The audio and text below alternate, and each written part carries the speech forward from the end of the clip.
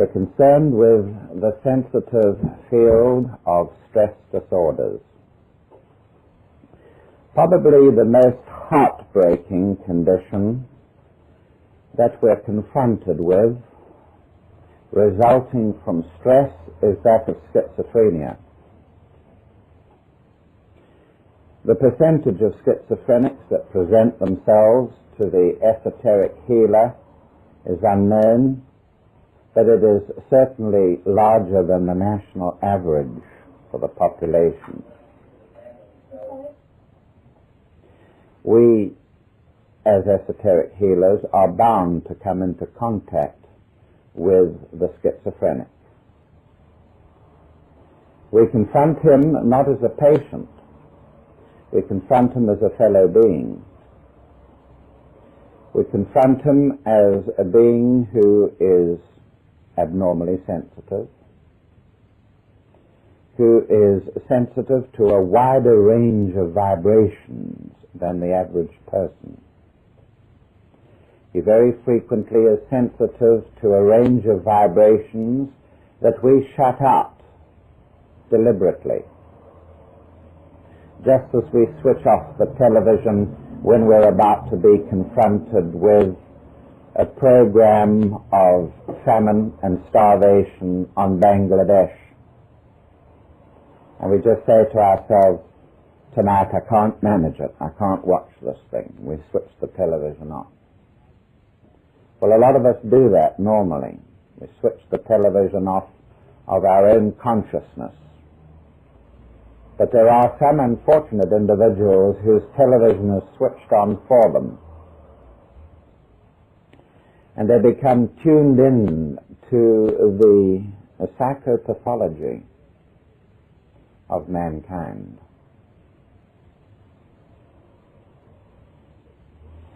And what switches them on, tunes them in to these vibrations, unfortunately, very frequently is stress. They can't take stress. And we who should understand that so well, we who are humanity, should understand this. For there is no humanity in our solar system that has been subjected to such trying conditions as our own humanity. Immersed in the heaviest, grossest physical bodies in the solar system. Bodies which are made up of metallic iron, of calcium, of sulfur, of carbon, and a host of other mineral substances. We have yet to be conscious in such incarcerations. And we have known stress. And we are famous in the solar system for our ability to bear it. For all our aberrations, for all our delinquencies as a race, human race, we are famous for our courage and our extraordinary cleverness in adapting ourselves to stress. And we should therefore be extremely tolerant of that unusual group of individuals who are biologically, genetically endowed with equipment which makes them susceptible to stress. So that when we say, oh God, I can't take anymore, I'm going to switch it off,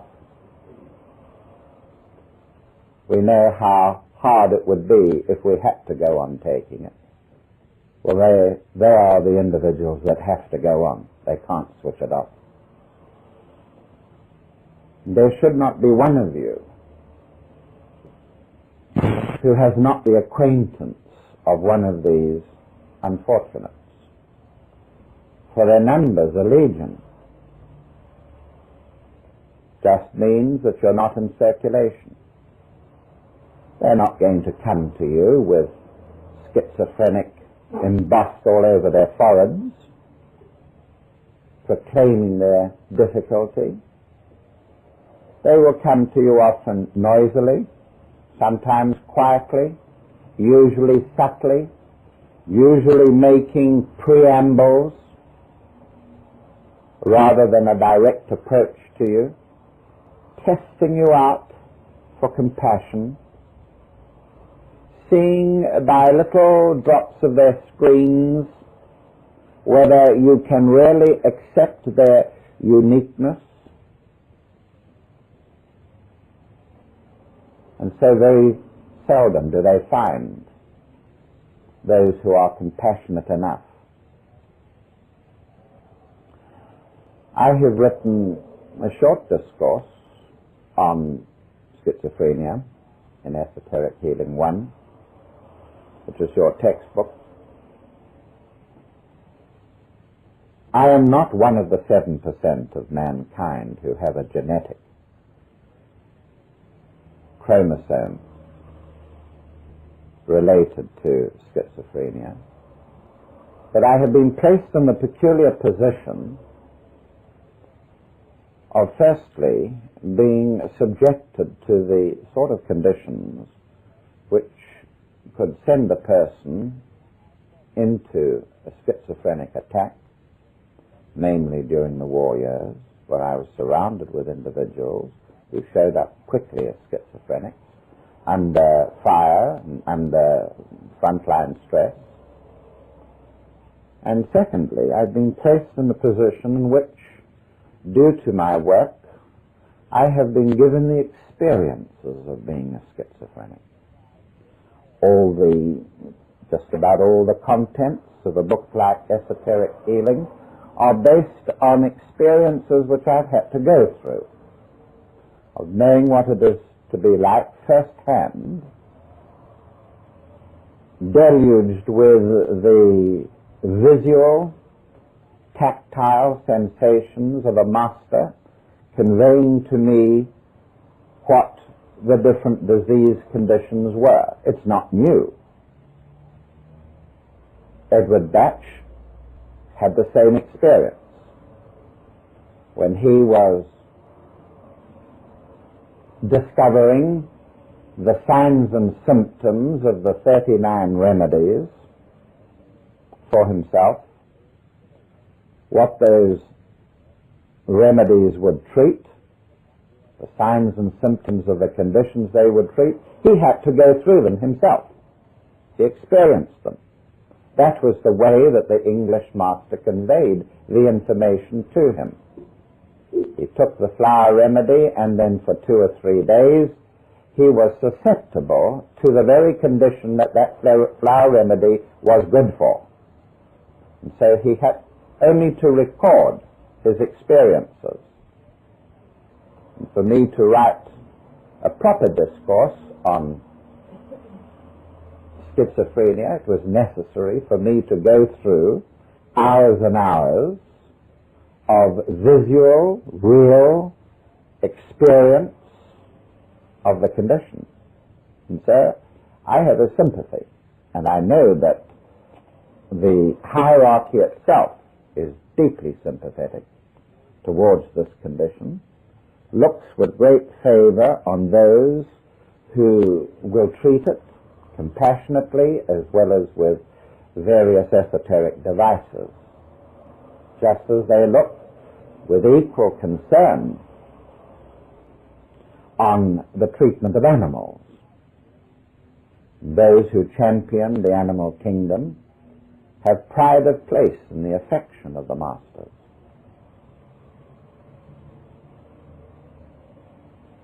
The schizophrenic will make approaches to you. Sometimes he is fully aware that he is schizophrenic, that his experiences are unreal, not true to life, and sometimes he doesn't know. There are very few experts on being able to be sure whether a person is schizophrenic or not. Oh yes, psychiatry will say, well, it's quite easy to diagnose a schizophrenic. Well, it's not. And they have been shown up again and again, psychiatrists, as being no better than laymen in assessing or diagnosing such matters as schizophrenia. The matter is very difficult for us because we are expected to show compassion, open-mindedness. We have been taught and prepared in advance to expect unusual people in the last 20 years of this century. And they're here. They're streaming into incarnation, but the main body, not just the avant-garde, the main body is with us. They're beginning to show themselves.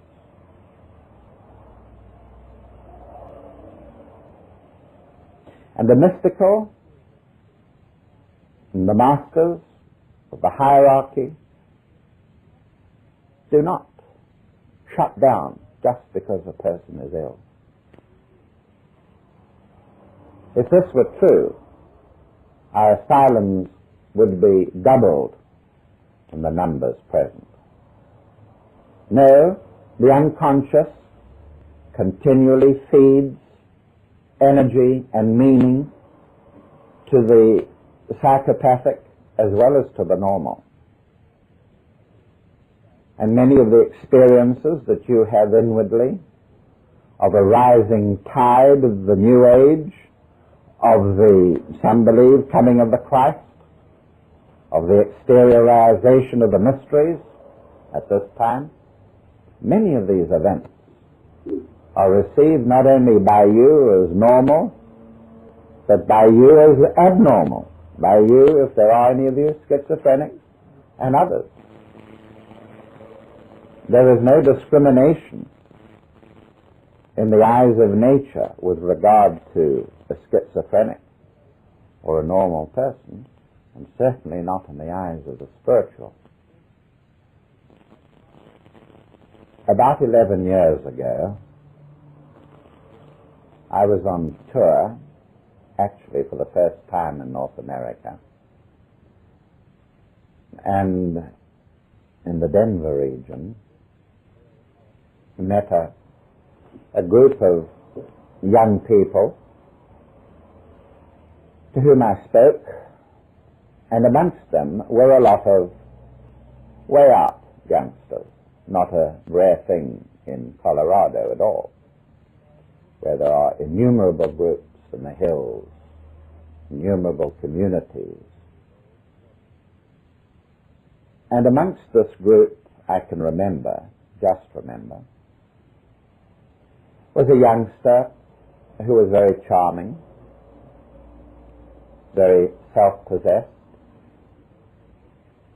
certainly appearing normal. And he was fascinated by the esoteric, especially the way I presented it. And last week I had a letter from him. I'm going to try and quote parts from this letter, some of which I may not, just to illustrate to you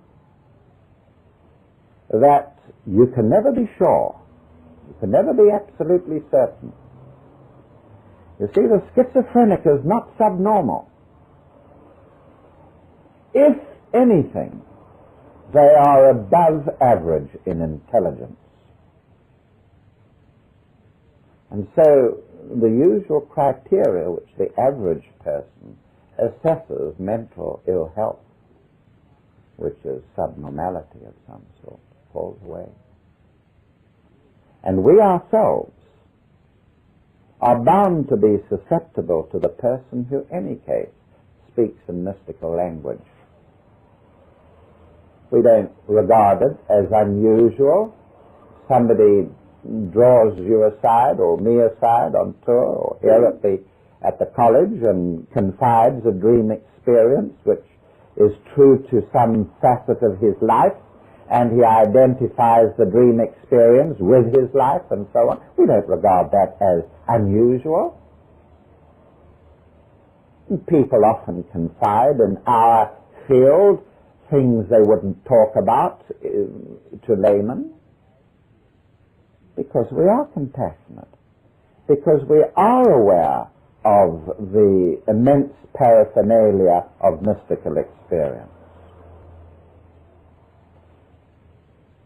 Dear Dr. Baker, how great was the thrill I felt when I saw your name on the title of a book, The Opening of the Third Eye, in an occult bookstore. I've never forgotten how kind and friendly you were to me that time in Denver, Colorado, when you took me to the Summit Lighthouse in Colorado Springs. I don't know if it was the ice cream we ate at the mines or the offer of you to come to England, take me to England, to meet the masters, to meet all the masters. But I am taking the time now to reopen our communications. I have a great thing to say which may offend you, but I have to take these things in my stride. I told you that I had many fantastic LSD experiences in 1969, and on one I realized with great exhilarating shock that I, spelt small I, Chris so-and-so, the Cosmo, was Jesus Christ returned. For hours the angels sang with me, and suddenly I realized the truth of life and love, and B-U-T, we will always be. A tape is available of this experience, which I made at the time that the experience happened, of my singing of this revelation. I never told many people of this experience, partly because of the great burden on me to take on the world, in my new body and do what I had done before, and partly because my other trips were so fantastic later on, where I finally saw infinity and clairvoyantly observed the entire universe of thought crystal cell universe and communicated with many extraterrestrial minds. Now I know that you have recently passed your 5th initiation and become a master, and you became an adept as Paracelsus. I believe you were also Cagliostro, and were very close to the Count Saint-Germain, weren't you?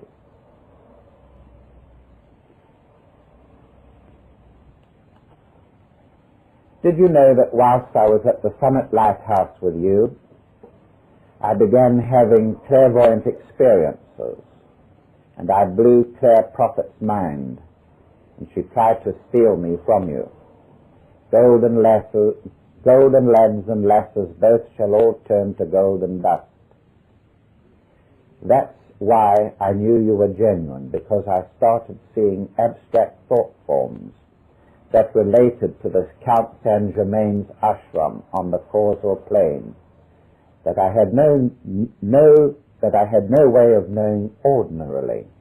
I didn't mention this to you at the time, but you must have heard something of it from the prophets. I saw you go into a trance instead of sleeping many times. Well, this was 1980 and not 1970, and a lot has happened. I hope you will find time to write me and restore our communications. I would like to write a book,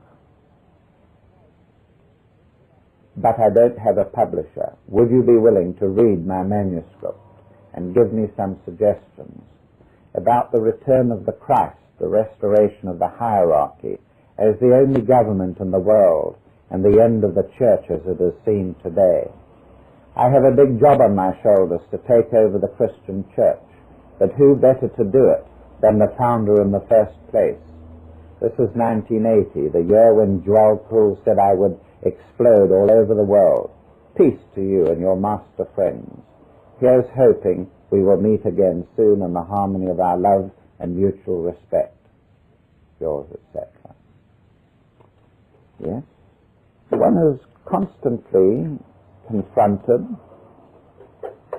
with earnest people who have experiences, and who would doubt that this young man has had these experiences? Well, there's no doubt about it at all. He's had them.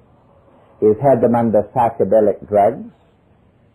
I've warned again and again, up and down the country, if you take psychedelic drugs, yes, you will have a preview of the heaven world, but you will pay for it.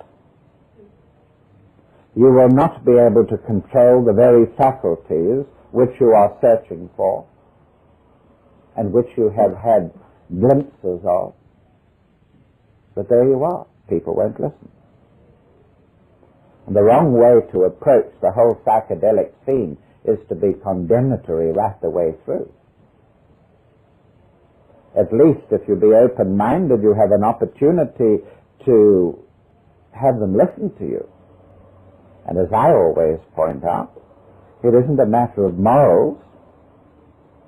It's a matter of not being able to help them. Now, if a person comes to me who has not had psychedelic drugs and lists a series of signs and symptoms to me, I can give him advice. I have thousands of precedents from which I can draw on, and I can give him advice. But what do you do with a youngster like that? I have no precedents for that very special, whatever it is that he has been subjected to. I don't know what to do about it. Now, if you can understand that, then you can immediately be able to deal with that aspect of the young people that may come to you. And it's a good attitude to have about drug taking. Not one, don't take drugs, you will suffer for it. I'm against it. But if they understand that you're deprived of being able to help them, there is treatment for that condition. The treatment for the condition is to repair very slowly the tears to the etheric webs, the destruction of nadis which have carried too much light, fire energy and have blown so that there are patches and hollows in the etheric web. They can be repaired through breathing exercises. One would like to be able to say, have a minute in the group, and when you can, ward stress off him. He's in a clinic right now. This was part of the build-up, and the one feeds the other. He begins to have experiences, and if he relates these experiences, he creates a tension around him, and the tension around him builds up crisis and stress and feeds the condition, if indeed it is that. What if it is a manifestation of the coming? What if, as we have been told, the coming is going to express itself through 1,000 young people? Not just one, but 1,000. Or maybe he has been wide open to and picked up what was not intended specifically for him, but for another person or a group. To meet him, it's normal enough. Some of the things are a bit wacky, but who isn't a bit wacky? And this is the problem about schizophrenia. It's not the person who goes to the psychiatrist who is treated by whatever means, shock treatment, which is a ghastly thing, and everybody should campaign against, or given a course of drugs that keeps him out of the lunatic asylum. It is the individuals who don't reach that level and who live on the fringe of esoteric groups, who, because of their esoteric nature and frequently their ignorance, are none the wiser, but are compassionate and malleable and accept the presence of such individuals. The ideal treatment would be to have the young person in the group, shield him from stress, which would be very difficult in a group like ours, which is under stress continually, and give treatment that would be long, treatment that would repair, like breathing exercises, and the other treatments which I have mentioned in my book, like slippery elm, and at the same time, of course, the flower remedies. Now, the flower remedies should be applicable to schizophrenic symptoms, because we don't recognize a specific schizophrenic condition. You involved in flower remedies, it's no earthly good just coming along here once a month or twice a month and listening to a lecture, never reading anything up, never coming into contact with, for instance, schizophrenics, and thinking that you can manage in this way. What we're really wanting to do is to get a bigger group participation. I'm not yet happy with the literature which we have given out from this college. You may have to share. Which we have given out from this college on the subject of flower remedies. And our contribution has been greater than most, apart from the actual Bach Healing Center. We have a book on the subject with astrological correlations. The clock chart that you have in front of you is our own contribution. It is copyrighted. But what I want from you is your participation. I would like all of you who have used the flower remedies to take one of the blank sheets which we have here, we'll give out later on, and give me a record of the flower remedy. You can have as many of these as you want. A record of the flower remedy that you have used, and something of your history. In other words, the history of the condition that you have wanted to treat, what you complained of. And down here, write in, under the appropriate remedy, what your own symptoms were, and why you chose that flower remedy. Hands up those of you in the class who have actually used flower remedies yourselves or on other people at some time. Certainly 2/3 here, so you could all help. We want that material back. We want it back progressively in the next few weeks. And if you need more of these, you can have them. We'll have another batch next week. What we would like from you is a careful deliberation, selecting 1, 2, as many flower remedies as you have used, and give us your opinion, with a sheet for each remedy, your opinion of what flower remedy has been effective for what. We would like you to include any orthodox history that you know for certain. If there has been weak kidneys or kidney infections, put that down. But the most paramount thing of all is, what was the flower remedy suitable for in terms of symptoms?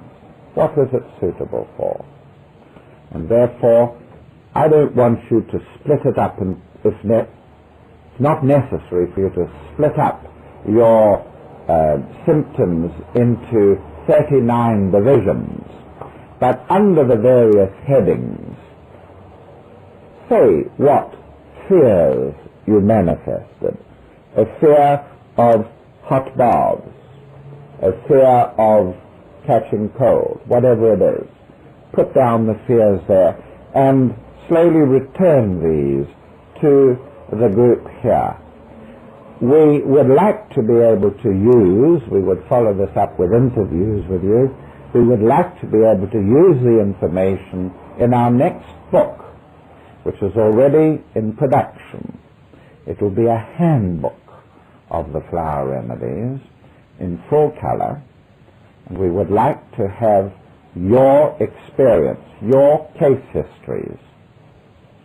Now, if you don't know how to word a case history, you should contact those graduates in the group, like Renee Beckley and others, who have had some experience. There are books on the subject, and we can order some if you're interested. Other than my own, the one by Chancellor is worth looking at, but there's a lot of literature on the flower remedies. If you have no experience, then accept that, and you can start using the flower remedies, and you can come in later on what results you find. It's really directed to all of you, but especially those who've had some experience. If you are new to it, if you're new to the subject, then you should start reading and discussing, more than anything discussing, with those present here during tea breaks or round the college any time you like, the whole matter of the flower remedies. I want you all to participate as much as you can at the college here. We're altering our policy. We're altering our policy. Our policy is to fling open the doors here and to ask those of you who can come with any degree of regularity to come and to take on jobs here which you can return to any time you wish without having to have them laid out new for you again. That's the big difficulty, is having to lay out a job again and again for a new or different person. If you can come 2 evenings a week, or Saturday afternoons, or all day someday, come along. There's unlimited work here, unlimited work. It depends on you. If you want a little bit of exercise and you want to put books together, we have that work. But it must be fairly regular, not just popping in every time you feel frustrated at home or something like that, but making a really regular appearance. That's what we want. The matter of schizophrenia. And so when you treat the condition, you obviously set out to help the individual. And you need to question them, but be very careful how you question them. If they are slightly paranoid, then you must be extra careful. Otherwise they'll think that you are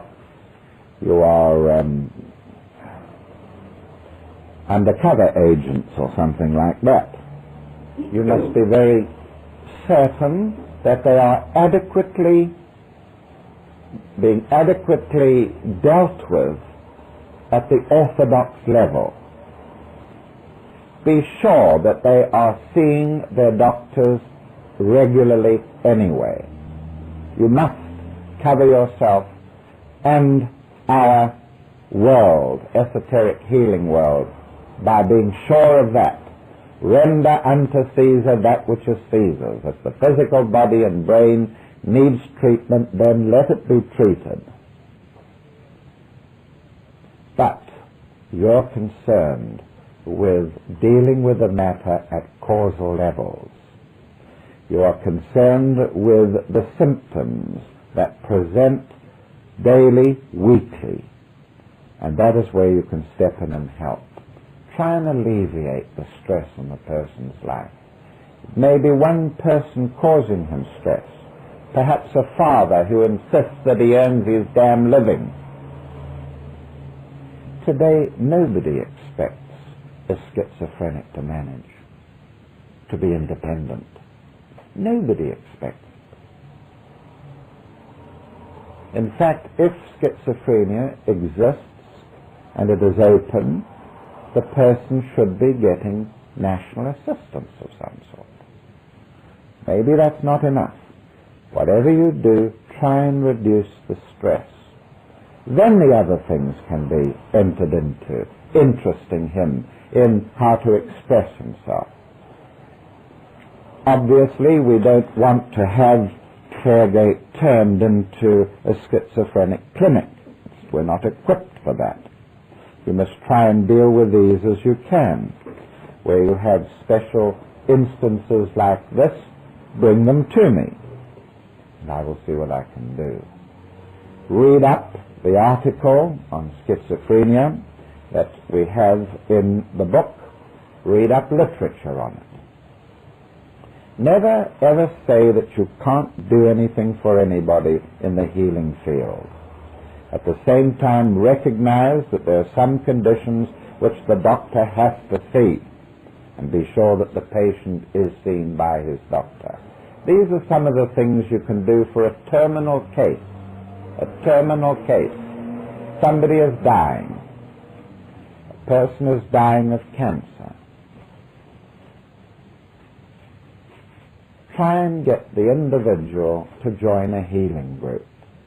If the person is bedridden, then a member of the healing group should come along and visit him or her. They should be part of a healing group. Even if it's a terminal case, the healing part of it from a group can enable often the person to die majestically, to die with dignity, in the way that the soul would want him to die. It is surprising what a healing group can do.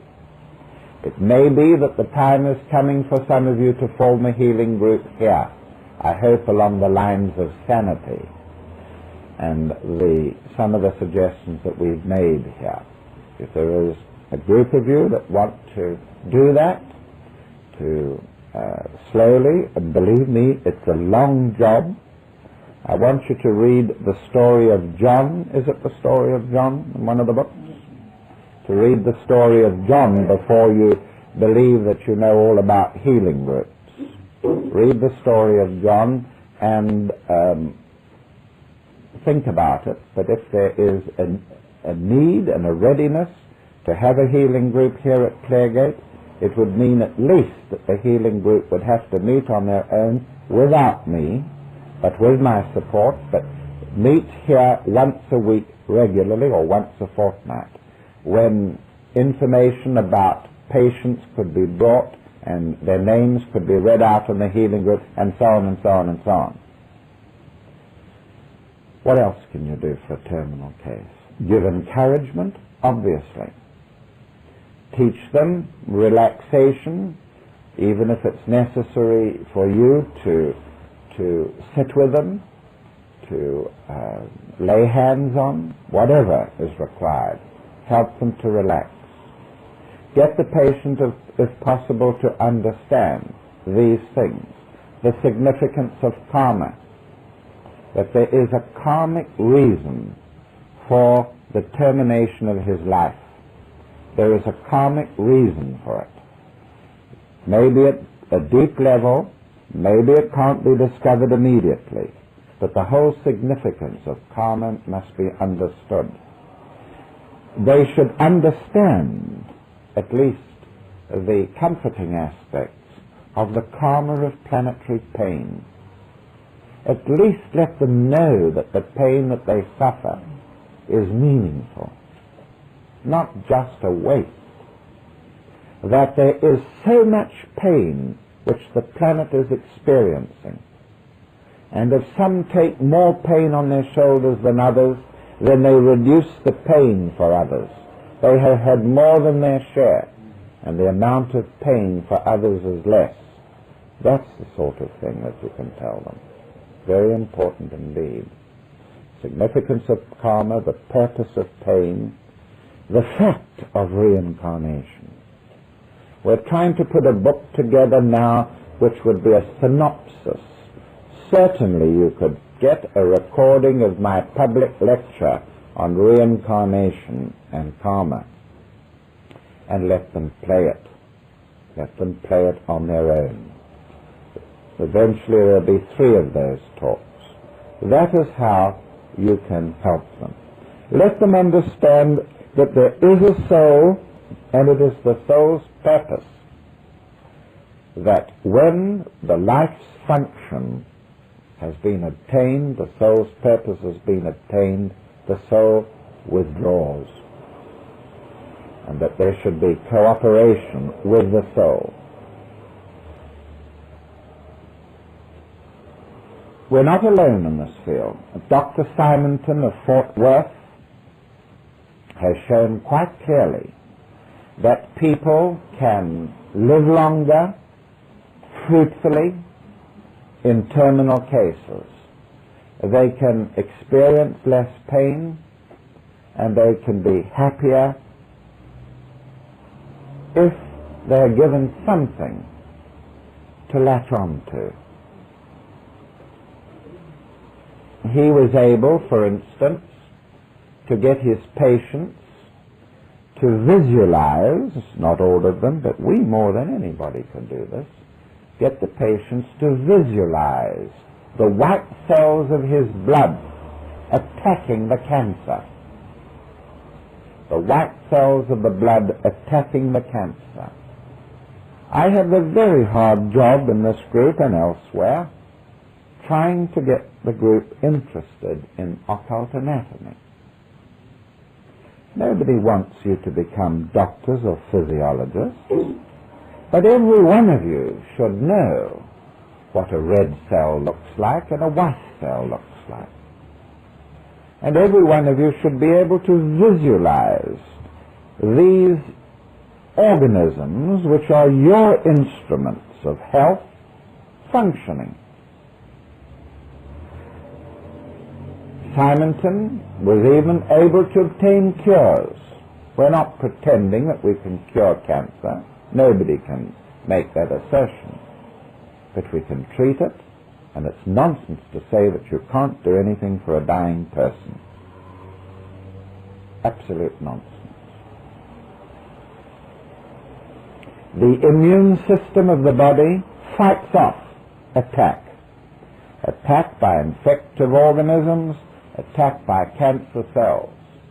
And that immune system is related very, very closely to the heart chakra. The heart chakra, the thymus glands, the immune system of the body. Man not only rejects not self at the physical level with inflammatory reactions, but he rejects not self right the way down, astrally, mentally, even spiritually. We know what the chances are of success, of getting cure. It depends on the factor I gave you earlier. The individual has the karma of cancer to work out, and he is having a series of lives on the downward arc, there's practically nothing you can do.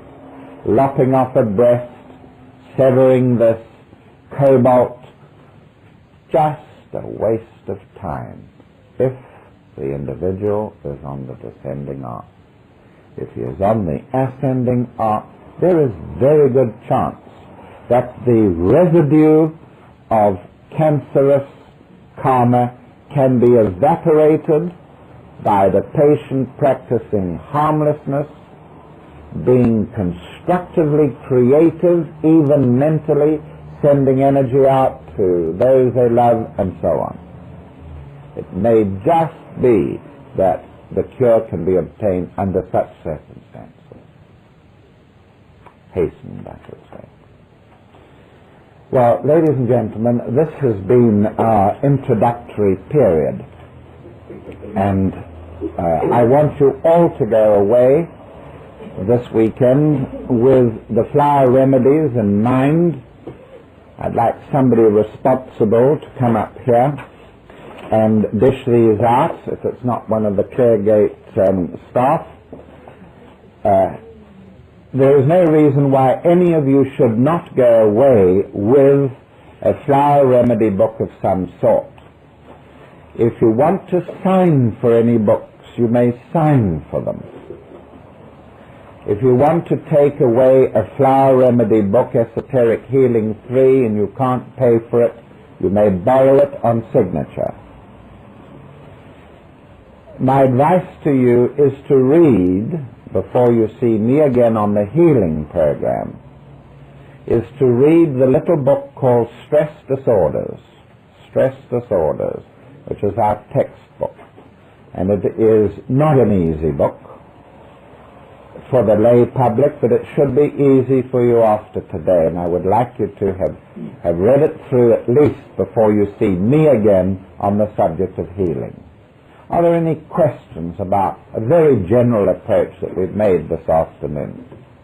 Any questions? You mentioned that you don't like the use of drugs.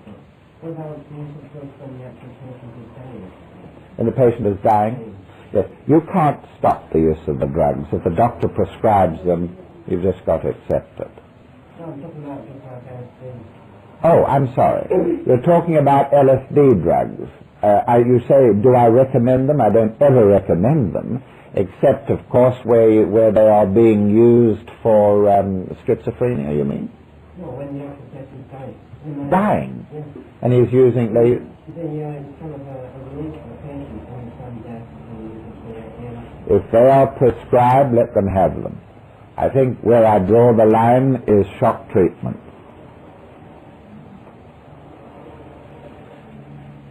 It's an arbitrary thing, but we have to draw the line somewhere. You cannot just take patients on unexamined by orthodox medicine. You'll soon be in trouble. You'll bring the college, you'll bring me, you'll bring everybody into disrepute, quite unnecessarily.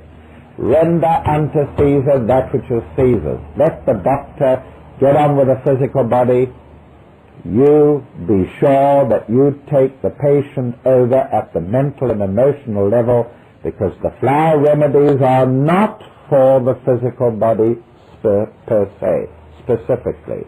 They are for the inner causal condition. Do you understand that? All right.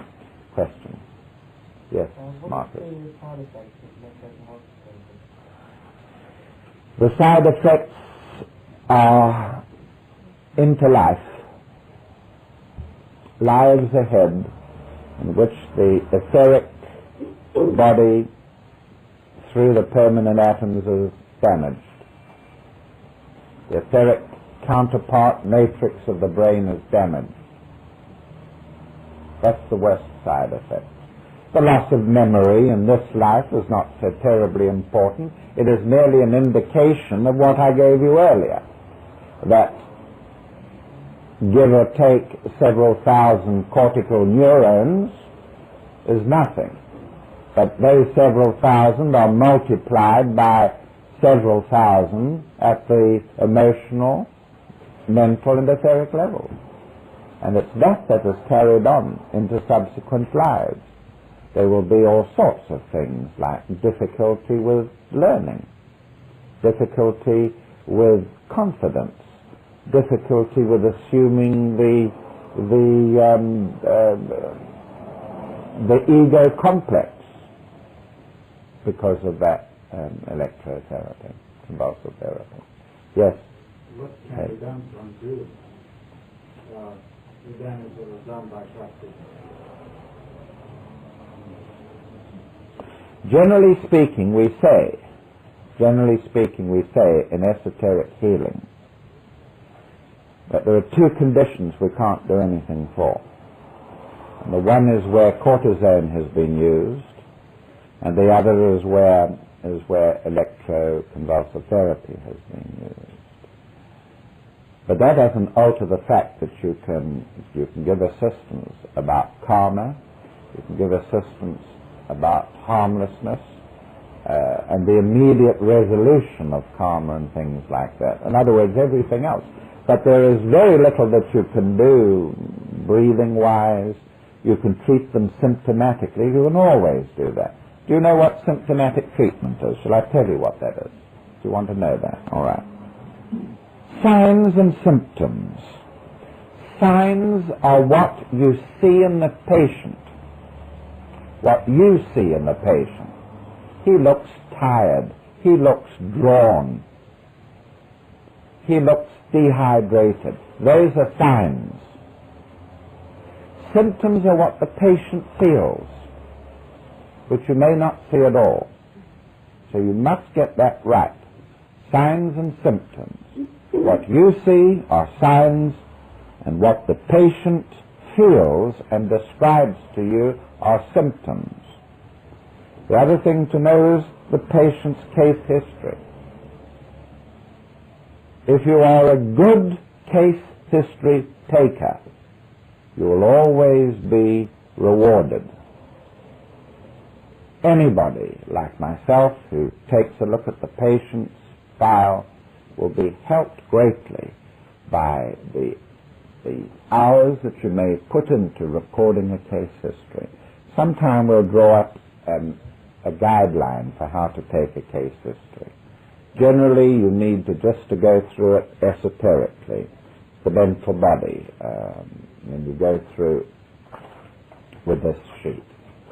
Tell me, Dad, do you ever feel over-concerned for other people?